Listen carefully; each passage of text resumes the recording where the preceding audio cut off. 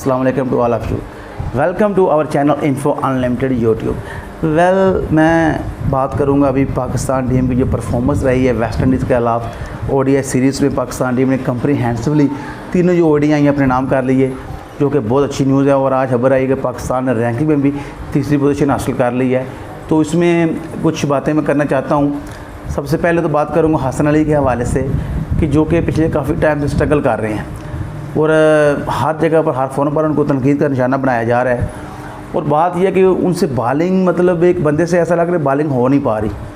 वो no doubt उन्होंने पाकिस्तान को सर्व किया है, बड़े मैचेस जितवाए हैं, लेकिन ये क्रिकेट गेम ऐसे है जब आपसे परफॉर्म नहीं हो रहा, आपकी करंट फॉर्म अच्छी नहीं है, तो उसका ये है कि आप रेस्ट करें, डोमेस्टिक में जाएँ, अकेडमी में जाएँ, प्रैक्टिस करें, जो अपना जो कह लें वीक पॉइंट्स उनको दूर करें।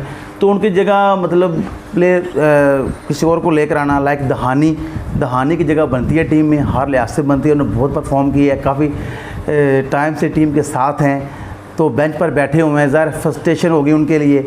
ही इज़ नॉट शोइंग, ज़ाहिर है वो पीसीबी के अंडर होते हैं, आप शो नहीं करते, लेकिन नज़र आ रहा है लोग भी चाहते हैं दहानी को खिलाना। जैसे हसन अली खेलते हैं वो ट्रेंड चलना शुरू हो जाते हैं, लोग तनकीद करते हैं कमेंट्स में। अभी हालांकि उन्होंने परफॉर्मेंस इंग्लैंड में अच्छी दी है, लेकिन वो डिफरेंट क्रिकेट थी, डिफरेंट कंडीशंस थी, लेकिन यहाँ पर उनसे अभी परफॉर्म नहीं हुआ। सो उनको रेस्ट दिया गया after one match, that's very good. इसके अलावा मैं बात करना चाहता हूँ जो रिजवान है, उनकी फॉर्म ठीक इतनी अच्छी है T20 में, लेकिन ओडीआई में इतनी इंप्रेसिव नहीं है। तो मैं ये समझता हूँ सरफराज को बिल्कुल साइलेंट कर दिया गया। और जो हारिस हैं बिल्कुल यंग हैं, बच्चे हैं, उनको नंबर भी उनका चेंज कर दिया गया। और मतलब कह लें कि इस तरह उनके लिए भी मसला हुआ एकदम से।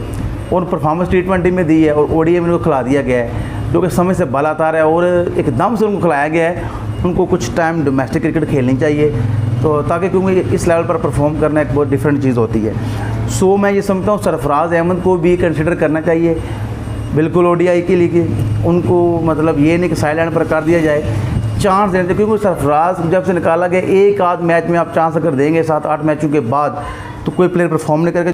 तो मैं ये समझता हूँ कि सिलेक्टर्स की बात समझनी चाहिए कि प्रोफेशनल तरीके से काम चलाएंगे। पाकिस्तान क्रिकेट टीम है, पूरी कौम मतलब दिलचस्पी रखती है, लोग इस प्यार करते हैं, आवाम का ये पैसा होता है, तो उसका ज़िया ना करें, प्लेयर्स को पूरा चांस दो, किसी के साथ ज़्यादती ना करें।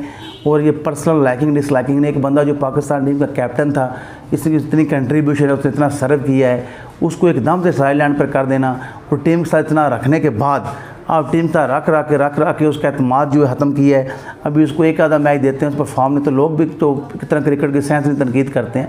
तो मेरे हाल में सरफराज को ओडीआई में चांस देना चाहिए।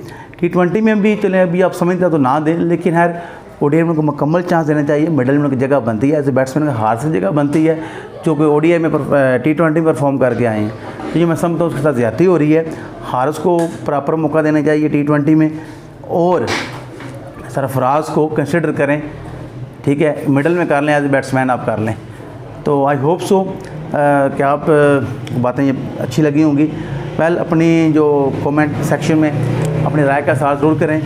अपना ख्याल रखिएगा, दुआ में याद रखिएगा। खुदा हाफिज़।